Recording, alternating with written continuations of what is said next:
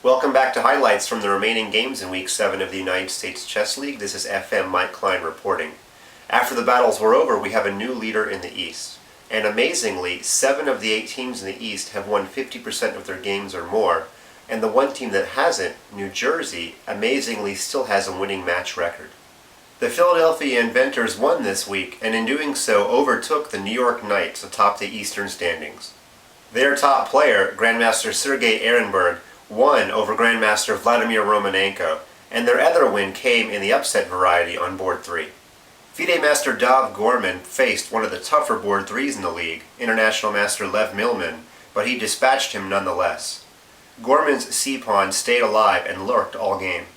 Milman successfully blockaded it until 36 bishop f5 with the idea of rook d7, and the black queen is running out of squares. The reply bishop c8 stopped the threat, but allowed an even prettier finish. Queen e5 is an elegant coup de grace since black has weakened his back rank. If queen b6, then queen takes b8 overworks Milman's queen, so he resigned. Some tenacious defense by expert Sean Smith got Manhattan a half point on board 4, but it wasn't enough, and the Inventors won 2.5 to 1.5. Boston seemed to be an underdog against the 2 GM knockouts, but they earned a split on the top 2 boards, resulting in a drawn match. Although Grandmaster Joel Benjamin got the best of FIDE Master Kazim Gulamali, Senior Master Jorge Samor Hasbun of the Blitz showed why he is perennially the toughest player in the league without a FIDE title. He checkmated Grandmaster Alex Strapunsky as black in less than 40 moves. Jorge's king position was compromised early, but he deftly tucked it away and doubled up on the g-file to create an unstoppable battery. Strapunsky traded bishops with 25 bishop takes b7, but the Blitz's top player simply ignored it for the next few moves, focusing on his attack instead. He eventually got around to capturing it, then found a path for his queen to the king's side, which effectively ended the game. Strapunsky resigned rather than wait for king f1, rook g1 mate. Boston is currently tied for 7th, but amazingly is only one game out of the final playoff berth, which is where New Jersey is currently clinging. The Connecticut Dreadnoughts trotted out some rarely used players this week, but it didn't work, as the New England Nor'easters took the win 2.5 to 1.5. New England was led by Grandmaster Sam Shanklin, who flip-flops with Grandmaster Alex Ivanov as their board 1. He was up a pawn for most of the week, but Grandmaster Mikhail Kekalidze held the draw in the end.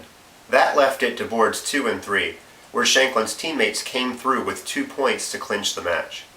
Perhaps the prettiest move of the match came in his team's losing effort.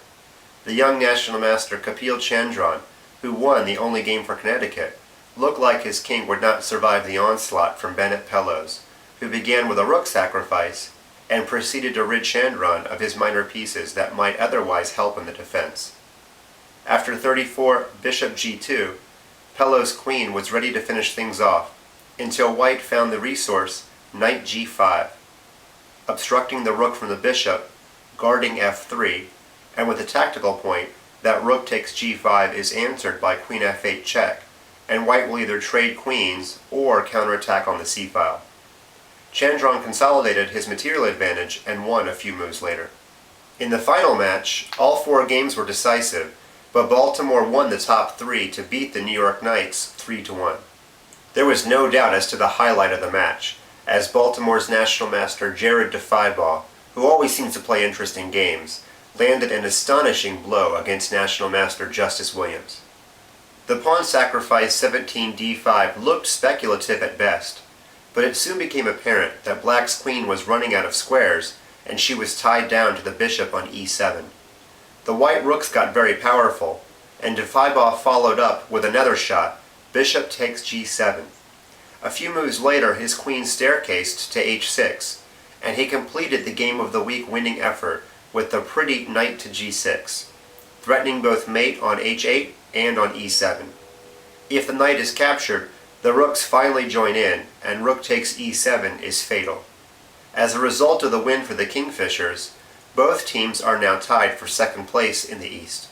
So with only 1.5 match games separating top to bottom in the East, everyone still has a great chance to make the playoffs. Until then, we'd like to thank our sponsors, PokerStars, the ICC, and Chess.com.